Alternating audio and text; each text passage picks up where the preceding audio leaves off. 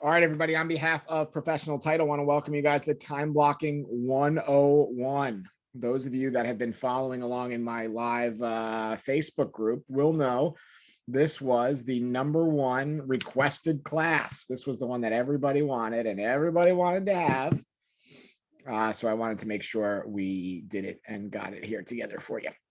So what we are going to cover, what we're going to talk about today, we're going to talk about what time blocking actually is, why it's important, what needs to be time blocked versus what should be time blocked. We're going to talk about what tools you can use. I'm just going to share with you the tools that I use. You're welcome to, copy and use those or not. And then I'm going to give you some time blocking tips. And then we will wrap up and have a little bit of a summary. Those of you that I don't know, my name is Ryan McHugh. I work with Cindy and Kent at Professional Title. If this is your first time joining us, welcome. I see a couple new names, so that's always cool. We do every Monday at 12 o'clock.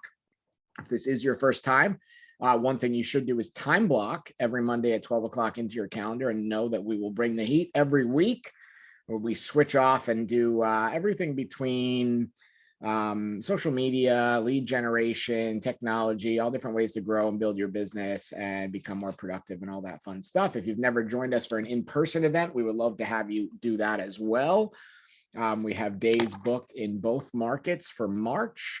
And I am officially happy to say that as of tomorrow, all of our size restrictions and limits based on COVID are going away. So I'm pretty pumped about that we can get back into action and have everything at full capacity again. So looking forward to seeing you guys there. Those of you that I don't know, I come from the real estate sales side. I ran the largest team for the state of Florida for about 36 or 38 months in a row. We did between 45 and 50 closings every single month.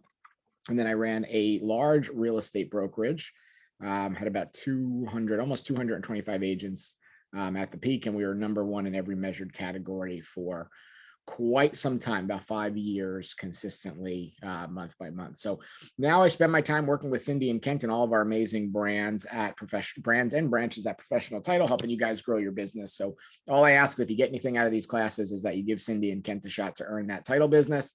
And I'm confident that they will retain it. All right, without any further ado, let's dive in. Time blocking 101. What is time blocking? What is time blocking? Type in the chat what time blocking means to you. I'm just curious what everybody says.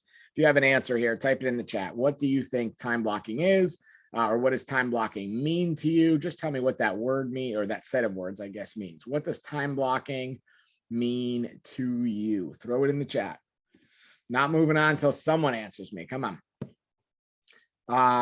Setting aside time for a specific time, committing time to perform a task, setting small things aside for priorities. Kevin, by the way, thank you for those hydration things. Appreciate that. Marianne, setting time aside to perform specific tasks, discipline time management, setting aside time to focus on certain tasks, scheduling your day, organizing your day, set schedule, putting appointments in your calendar and actually committing to them. Good. Setting a specific time blocked out for specific work. Time to do things. Petra and I think you need to set a specific time to focus on one subject at a time. All these are right answers, by the way, nothing wrong.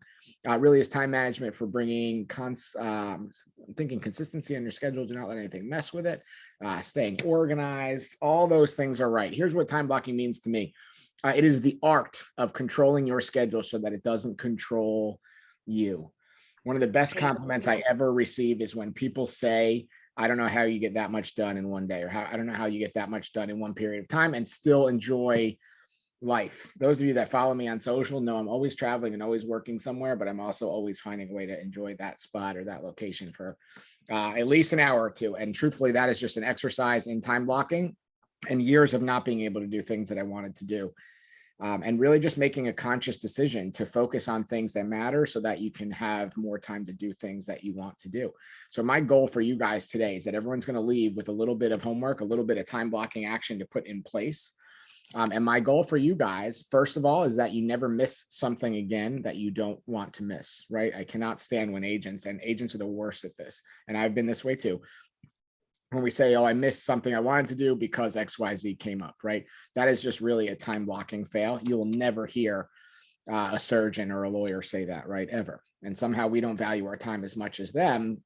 And that's why we miss out on a lot of things. So my goal for you is when you leave here, you have the blueprints to create a time block schedule. And I'm actually going to ask you to even time block 5 things onto your calendar at the end of the class. So I'm hoping that after today, you control your schedule, you control your time better, so that you get to do more of what you want to do, whatever that might be.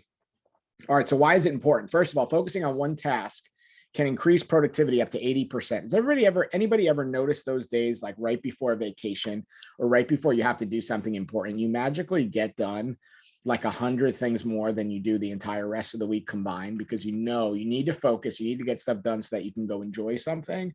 That is time blocking, right? I don't know about you guys, but usually the morning of, when I'm going to the airport or trying to catch a plane or a boat or something somewhere, it's always insane levels of productivity, right? When we learn how to focus and really channel that energy into one spot, we will be up to 80% more productive. Now, when we look at some crazy stats across some big companies, the average employee wastes 2 hours and 11 minutes per day, just wasted, right? So people always ask me, I don't know how you squeeze so much into a 4, 5, 6 hour day. It's because there's just no wasted time in the day, right? There's very rarely any downtime or any wasted minutes. And my phone is a big piece of that. And I'll give you a tip on that later.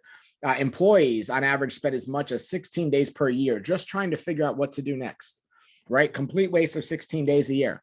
If it was me, I'd rather have those 16 days off or go do something fun that I like to do, not just be wasting them, right? On average, employees get interrupted for 44 minutes a day from mobile phone notifications. Those of you that have iPhones, look up the feature on your iPhone called Focus. It is an absolute gem. It's in the last, I don't know, it came out maybe in the last year in one of the iOS updates, but it is like a do not disturb function that you can put on for a certain amount of time, that you can toggle on and off, but it will completely blank out your phone, except for people that you absolutely want to hear from, or if you have kids and you need to pay attention to school or daycare or something, I get it. But that focus feature will completely eliminate these wasted 44 minutes. When you look at it, right, most people work, or they claim to work an 8-hour day. And what happens? We take these 44 minutes a day wasted on our phone and the 2 hours and 11 minutes wasted a day just trying to figure out what the heck to do. And that's 3 hours. So we end up working 5 hours. Now, those of you that always feel like you get to the end of the day and everything isn't done, it's usually because these 3 hours are mixed in. And I'm not picking on anybody, right? But usually if we improve our focus and really time block for the things that are important, we'll get those 3 hours back. Personally, I choose to use them having fun or trying out a new restaurant or getting some sun. Some of you might choose them to do more work or do something for yourself or your kids or whatever it is, and that's great. But either way, we want to make sure we get those 3 hours back. And the only way we can do that is with time blocking. In 2020, 2/3 of employees experienced burnout because they felt they did not complete their work in time. So that led them to believe that they couldn't take a vacation. We're going to talk about how to fix that. If it isn't on your schedule, it doesn't exist. So when people say, oh, I missed this, I forgot that, I didn't get that, I didn't get to go to that, it's just because it's not in your schedule, right? If it's important to you enough, it will go on your schedule. If it's not that important, it won't. It's that simple. And at the end of the day, it's really not about selling real estate or whatever your job might be. I know we have some lenders on here. Obviously, there's us in the title world, but it's not about whatever that job is. It's just about following a schedule that you know will lead you to success in that job. So in real estate, to sell real estate, there's not anything special or different that we're doing to sell real estate. We just need to do the activities that lead us to be able to sell real estate, right? So we're going to talk about those. So what are the 5 things that must be blocked onto your calendar every single day that you decide to work, right? There are only 5 of them that are absolute musts. We're going to go over shoulds, but let's talk about the musts. If you are a real estate agent, and really, if you're a lender, it's pretty much the same. But if you are a real estate agent, there are 5 things that need to be on your calendar every single day. And here they are. Number 1, and I want you guys to be honest. Type yes or no in the chat. How many people have script practice or role play on their calendar? I won't even say daily like it should be, but let's say weekly. How many people? If you do, say yes. If you don't, say no. Put it in the chat. Who has script practice and role play on their calendar daily or weekly? Couple people answering, coming in. Give it another 30 seconds. 1 person, 2 yeses. All right, good job, guys. A couple yeses, a lot of no's. All right, this is an aha to me. This is something that should be thrown on there every single day. And I'm not saying it needs to be countless hours a day, right? But let's just say 15 minutes. Because what I want you to think of, let's just say you're someone that calls expireds, right? When you call an expired, You hit them with the same script that everybody else does. You say, hey, it's Ryan over at XYZ Realty. I saw that your home came on the market or came off the market as an expired listing. And I'm just curious when you plan on hiring the right agent to do the job. When they go to answer you, there's only like 4 to 6 responses that they will ever come back with ever in the history of expired calls, right? One will be, oh, where were you when my house sold? You're a jerk, blah, blah, blah, something grumpy. Number 2 will be, I'm just going to sell it myself. Number 3, I'm using the same agent. Number 4, I'm hiring a new agent. Or number 5, I'm not going to sell anymore, right? There's really nothing else that happens besides those 5 things. Now that morning, if you did some script practice and you role played this a little bit and you prepared for all 5 of those objections, when they come up, you won't be skipping or stumbling or bumbling through it, right? You'll be fine because you already practiced it and worked on it that morning, and then your conversion is going to go way up. So those 15 minutes a day, it's all you need, by the way, 15, 30 minutes will increase that conversion rate drastically and make the rest of your time more efficient. What about presentations? How many of you right now, type yes or no in the chat, have a pre-made buyer and seller presentation that you could give on moment's notice with no effort, right? Say yes if you do, say no if you don't. It's 12-12. If a buyer walked into your office or into wherever you're sitting right now and said, hey, I want to buy a house or I want to sell my house, but I'm only willing to work with someone that has a pre-made listing presentation and buyer presentation, and I'm going to put everybody against each other, and whoever gives me the best one, has it the most memorized, is the most confident in it, that's going to be who gets the deal. Who would have that? Couple yeses, couple nos, couple not yets. All right, so those are things that we should be practicing every single week, right? On our team, our salespeople, at our peak, we had 13 salespeople. Every one of them was required to do 2 appointments a day, every day that they work. So 4 to 6 days a week, they'd go on 2 appointments a day. Every single week, our whole team would meet up every single Tuesday and presentation practice. And everyone that was a salesperson, if they were meeting the public every single week, would run through their presentation. They didn't have a choice.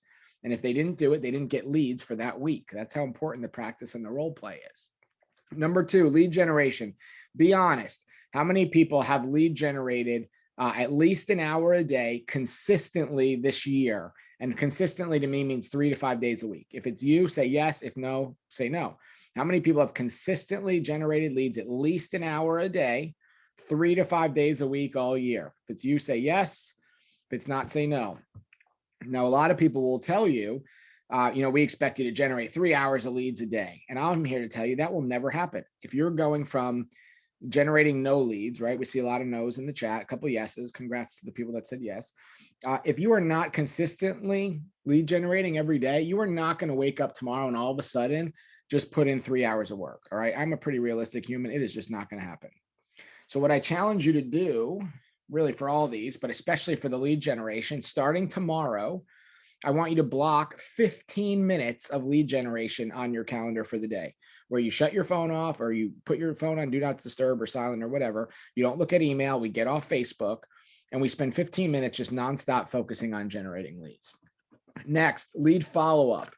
How many people have lead follow-up time in their calendar every single day? This means returning emails, returning texts, spending time following up with leads that you already have in your CRM. This means actually having a CRM to be able to follow up. How many people have that time blocked in? Meaning you could screenshot me your calendar and show it to me right now that you have that time blocked in. And again, not every day, but I'm going to say 3 to 6 days a week, right? Because everybody deserves a day or some time off. So again, if we're saying no here, we need to have 15 minutes blocked into tomorrow. Let's start with a winnable game, right? Let's start building a habit and make 15 minutes a day for lead follow-up, 15 minutes a day for lead generation, 15 minutes a day for script practice and role play. So now we're at a total of 45 minutes of work a day, guys. Number 4, face-to-face appointments. Every real estate agent's goal, bare minimum, should be 1 face-to-face appointment with an opportunity for new business every day that they choose to work. So showings does not count, all right? If you have a buyer and you're showing them houses today, tomorrow, Wednesday, Thursday, Friday, that doesn't count as 5 appointments because it's not 5 pieces of business, right? If you want to count it as 1, even that I wouldn't do, but I'll let that one slide. I'm talking a face-to-face appointment that's an opportunity for new business. So to me, this means a listing appointment, a buyer appointment, a tenant appointment, an investor appointment. It could even mean a coffee or a lunch.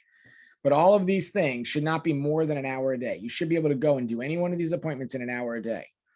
When people come back from an appointment, they say, oh, I just had the best coffee date. I spent 4 hours at the appointment. To me, I'm like, what could you possibly have done in 4 hours? That could not have been done in an hour, right?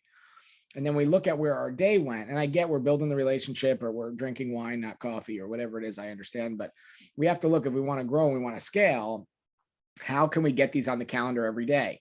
So something you should do is you should have a blank appointment slot on your calendar every day that you want to work 3 to 6 days a week. That just says appointment number 1, and it could say with the dash blank or no name or to be determined or whatever it might be. And that's okay. There's nothing wrong with that. But we need to do this. If we know that these appointments are what control our income, right? We need to have these things on our calendar. And then number 5, negotiate. So if we're not negotiating every day, that's because we have nothing to negotiate, which means we need to go back to number 1, 2, and 3 and work on those. So if we look at this for homework, what I'm suggesting you guys do, or try to guide you to do, is block a total, a very easy total starting tomorrow of 2 hours of your day. Number 1, number 2, number 3, and number 5 should be 15 minutes each to start. And number 4 should be 1 hour. So number 4 would be 1 hour. The other 4 will be 15 minutes each. So that is a total of 2 hours to start your time blocking adventure. Now, if you're already doing any of these, you should quickly grow number 2 and number 3. The script practice and role play should never be more than 30 minutes, right? You don't need more than 30 minutes to do that. You should not need more than 30 to 40 minutes to go through an entire presentation. So if we're role playing it, kind of going quick and not having someone really answer, there's no reason that should be more than 30 minutes at all. But that should be every day that we choose to work. Your lead generation, the goal is to get it longer and longer, but we just want to be efficient. So an efficient hour of lead generation, if you're on a dialer or using a piece of technology, is 20 contacts, right? It'll be 100 dials, 20 contacts easily. Lead follow-up, same thing. If we're working an hour of lead follow-up, very easy to squeeze 20 contacts in there, because follow-up means we've already spoke to them. They're more likely to answer. So our answer rate goes from 20 or 25% up to 35, 40, sometimes even 50%. So an hour of that would be great. We're still going to do one face-to-face appointment, and negotiating should never be more than a half hour. I mean, really, it shouldn't even be more than a couple of minutes. But when we look at this, to accomplish all these, script practice and role play, 30 minutes, lead gen, an hour, lead follow-up, an hour, face-to-face appointment, an hour, negotiate a half hour. You all can hit all of your goals with these 5 things blocked into 4 hours a day, 2 of them being for 30 minutes, 3 of them being for an hour. And all of your real estate problems would go away if all 5 of these things were done every single day. So my challenge or my homework for you guys is get them blocked. If you're a little scared and nervous about this, start in 15-minute increments, except an hour for face-to-face. And if you have no one to go face-to-face with tomorrow, call someone in your database and just ask them if you can take them to coffee. Starbucks, Dunkin', doesn't need to be a big ticket item or a big ticket thing, or go to the dog park. I don't care. You don't have to spend money. Just go do something for an hour that lets you build a relationship that you can talk to and ask about real estate and ask who they know, and challenge yourself to meet one person a day. If you guys ever notice when I'm in town, don't we magically go to lunch with someone every time, or breakfast or dinner every time, right? It's because it's a strategy, right? Get face-to-face with people that you want to do business with and try to do that as often as you can. It's just a strategy. All right.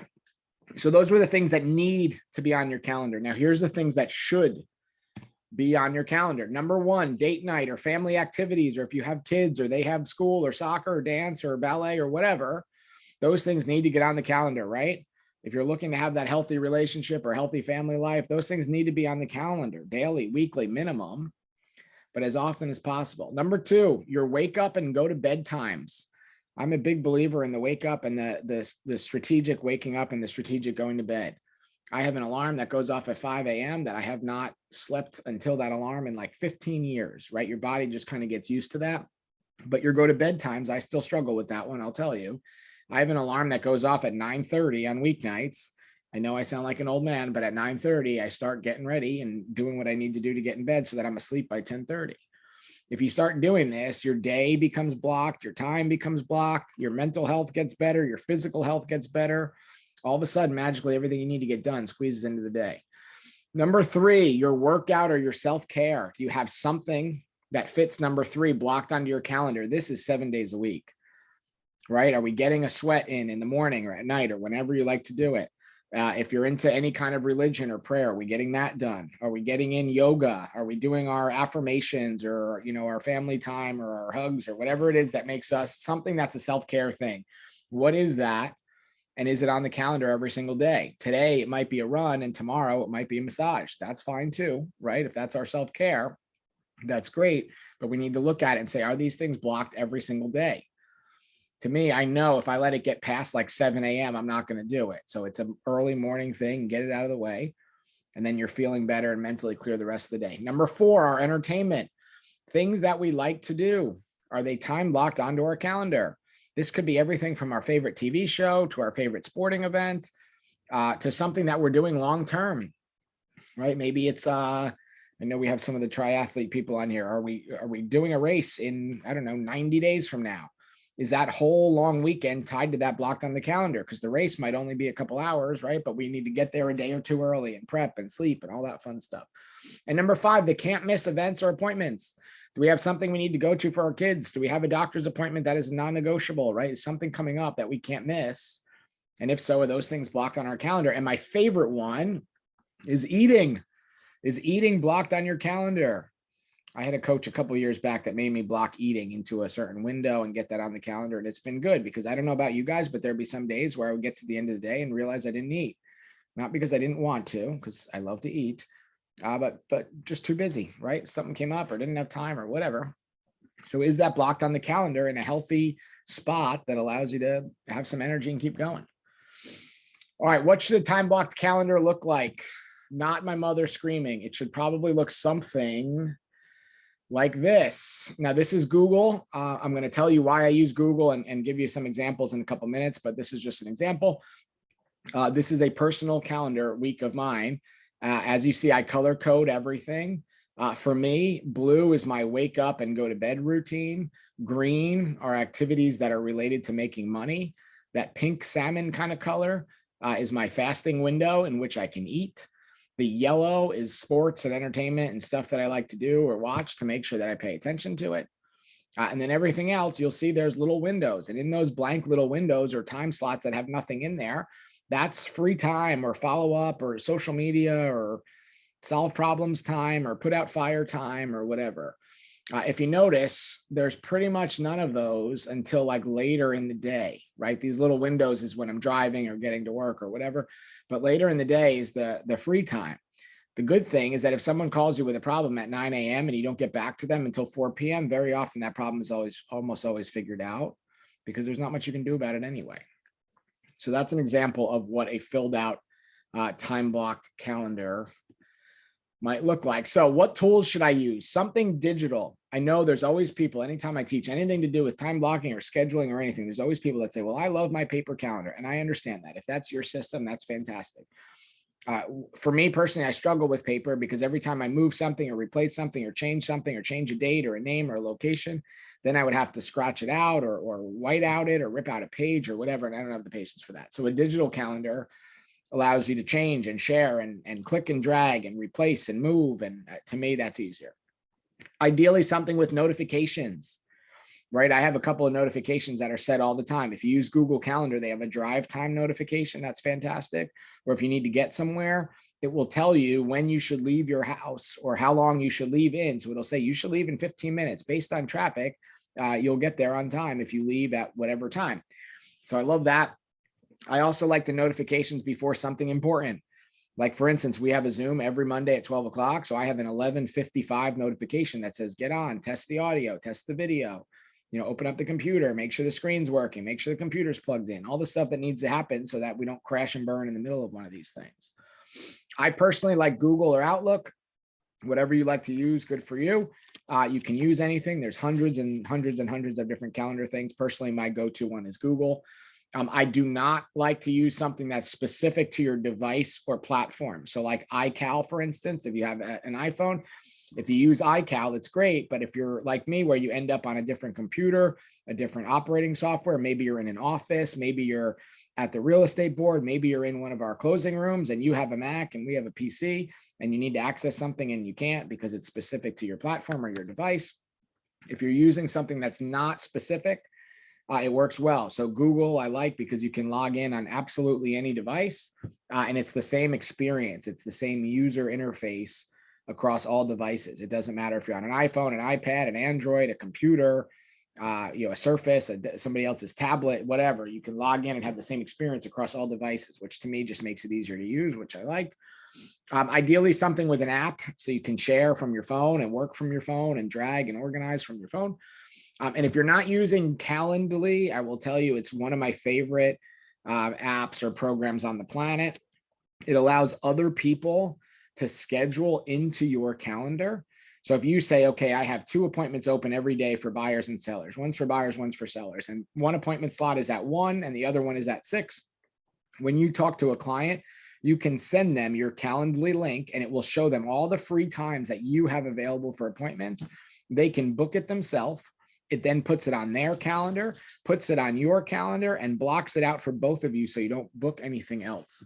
So there's a free service in Calendly, and then there's some paid upgrades, but Calendly is absolutely amazing for scheduling. We use this on our team, and we could control 13 calendars remotely from one device or one person and be able to schedule buyers and sellers and appointments and phone calls through it for someone else. It's amazing. So if you've never used Calendly, you use this like on top of or in conjunction with whatever your main calendar platform is. So I use Google Calendar with Calendly as like an add-in. If you're using Google Calendar, I just wanted to point out and show you like some of the reasons why I use it. This is what an event looks like inside of Google Calendar. So anything you're going to do, appointment, event, meeting, whatever you want to call it, all looks the same. You add your title at the top. You pick your date and time to start, date and time to end. Now, if you're an all-day person or you have something that you want to block out an entire day and remove it from Calendly or removing people to be able to book you, here's what you would do with that, right? You can click all day and then it doesn't let anyone book. So if you know you're going to be on vacation on Friday, you can block out all day and then nothing else will be allowed to be booked on that day, which is cool. And you can also do repeating. So I'm a big fan of repeating blocks. If you know every Monday at 12 o'clock, you need to be on Zoom to be on this call, you should just have a repeating block. That's every Monday at 12. That way, none of you will ever need to use the excuse again, oh, something came up or I had another appointment, because you'd have this time blocked forever and you would never miss it, right? Unless you chose something was more important than to do it. You should never miss it. We scroll down a little bit, you have the ability to add the Google Meet video. So if you want to work through Google Digital, you can.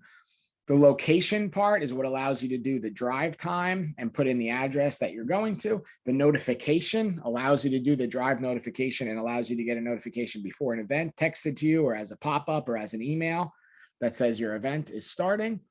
My name there is because it's on my personal calendar. You can have a personal calendar, a work calendar, a family calendar. We had a family calendar on Google Calendar like my whole life growing up, and it was amazing.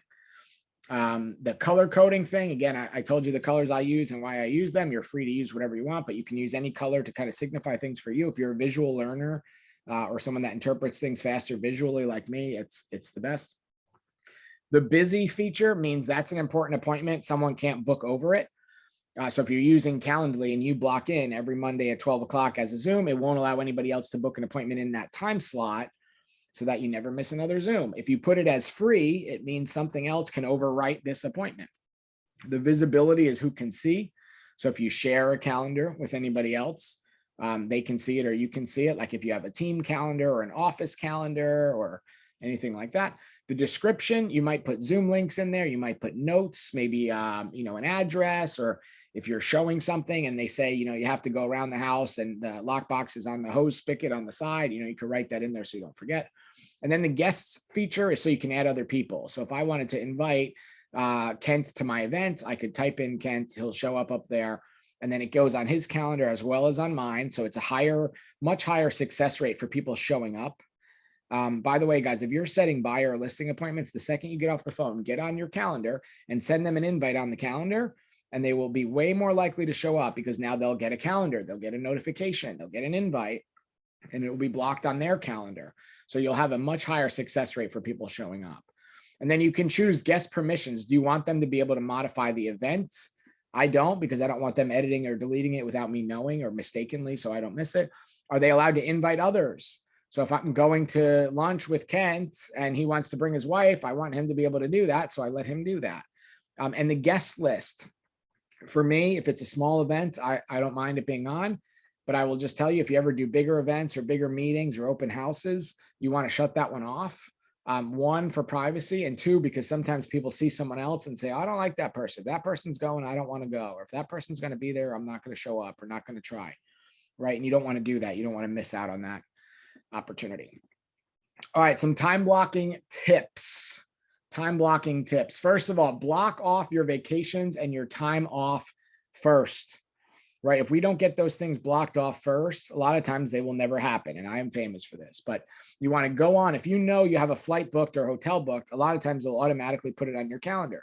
But sometimes some of us say, you know what? I know I want to take this week off. I don't know what I'm going to do yet, but I want to be off the week of my birthday or Christmas or Hanukkah or Festivus or whatever it is that you want to take off. You can go ahead in the calendar, block that off and block those days and just mark them as busy and put vacation, even if you have no idea where you're going. But then no one else can book you if you're using Calendly or any of those automated calendar things. And then when you get there, it will show that you're blocked. So as you're thinking weeks, months ahead, when people are trying to get you a date or book a doctor's appointment, that's 6 months away, or a dentist that you're booking a year out, whatever it is, you won't book that on a time where you're on vacation. Number two, build a bunker and protect it at all costs. I don't know about you guys, but if I need to get into like lead generation mode or phone call mode, I can't do it in the places that I'm used to working. So I can't sit in my desk or my bed. I can't sit in an office with 100 people and do it because I just get distracted too easily. So we used to do what we called building a bunker, which would just be a specific room that was meant just for generating leads or just for following up with leads.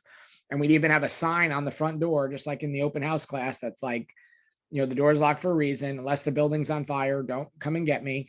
I'll be out at this time. So, they know what time you're going to be free. But from the next hour, from 12:30 to 1:30, don't bother me in this time block, and it will help a lot.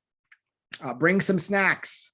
If you're someone that gets distracted and needs to nibble on something or bite on something, or if you're someone that gets distracted when you walk to the office kitchen or, you walk around or your own kitchen even, and you go to get food and that turns a 30-second walk into a half hour, have the snacks in there, right? We used to just have a whole table of like nuts and the energy goose stuff and protein bars and whatever to give you a little bit of energy to kind of bring you back to life. Plan the hydration for that, right? Are you someone that needs water every 10, 15 minutes? Are you someone that needs to pee every hour? If so, figure out how you work this in there and plan that. Because very often what happens, the trip to the office water cooler turns 15 seconds into 15 minutes, and then we never get those minutes back. A tip that I always use, someone made me do this, a coach made me do this years ago, but he had me buy a chess clock.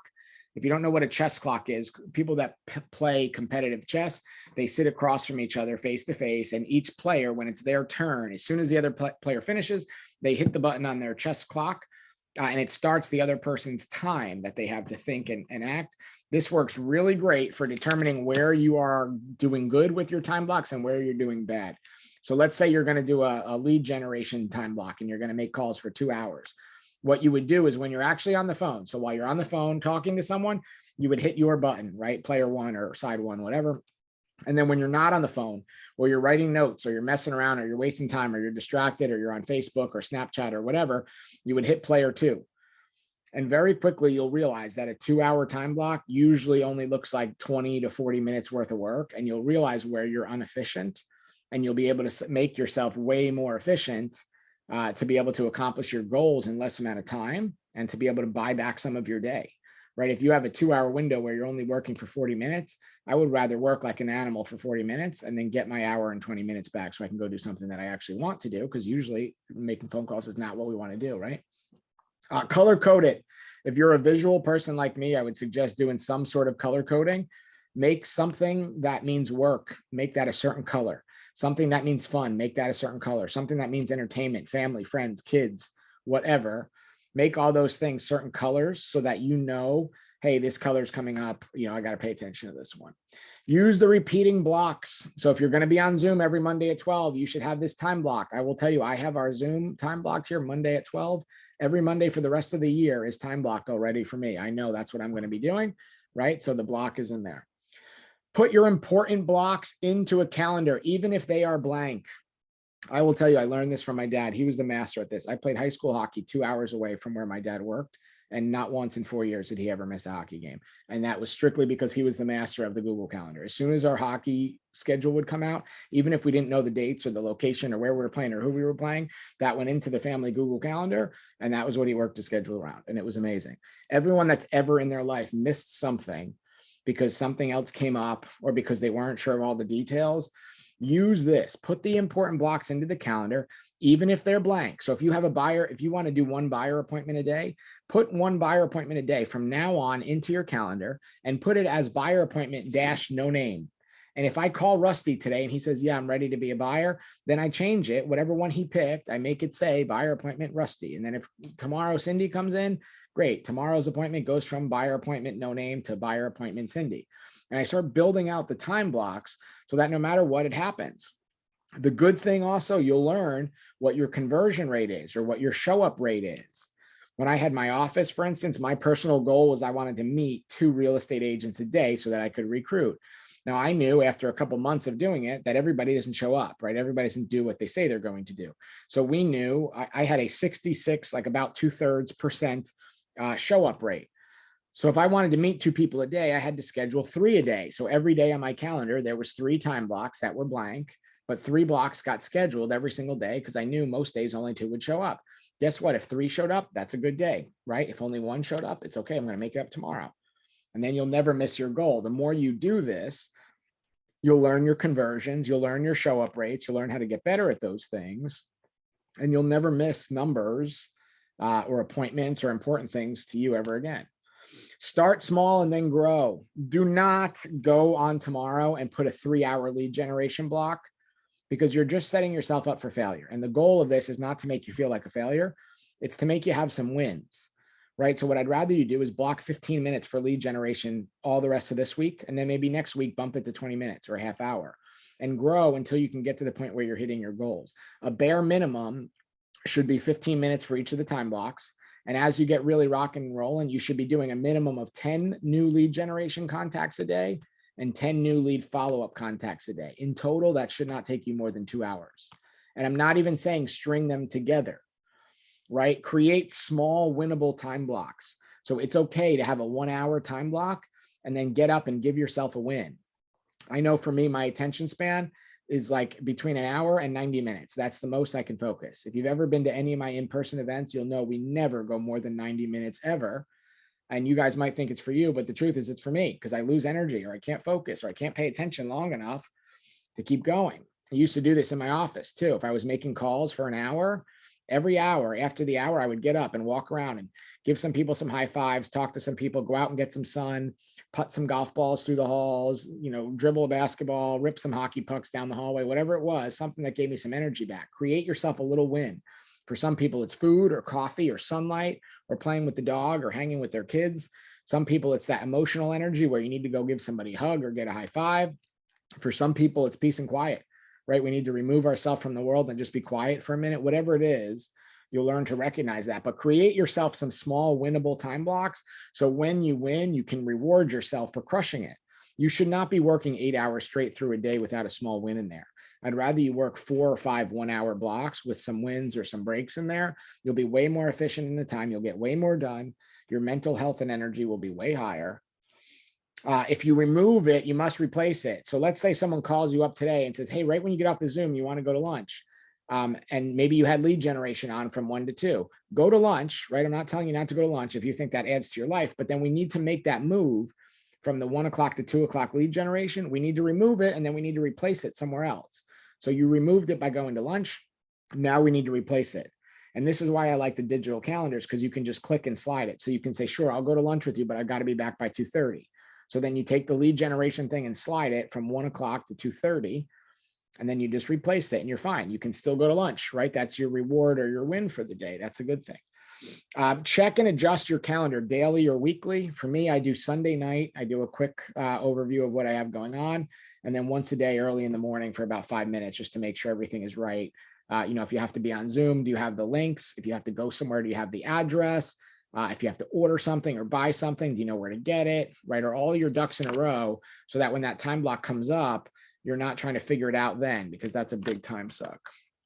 And then just follow the schedule at all costs, right? I gave you guys the 5 things that you need to get on the calendar. If you have those 5 things on the calendar, you should be able to do all that in 4 hours or less a day. So you just need to master those 3 or 4 hours, follow the schedule for those things.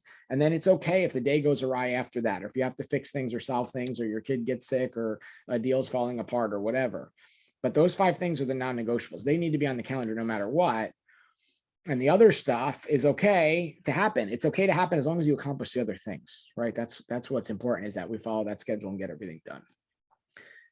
So in summary, I think you should have a calendar. I think you should time block, and I think you should start small. And I think you should start small like tonight or tomorrow, because if you wait a week or think about this for a month or overthink it, like I know some people are going to, we're just going to get nothing done. So what I'd like to see you do is take those 5 things: script practice and role play, lead generation, lead follow-up, face-to-face appointments, and negotiate. Get those 5 things on your calendar starting tomorrow. And I realize that's asking a lot because it's tomorrow. But if you have a bunch of stuff planned for tomorrow, just plan each one of those things for 15 minutes. That's it.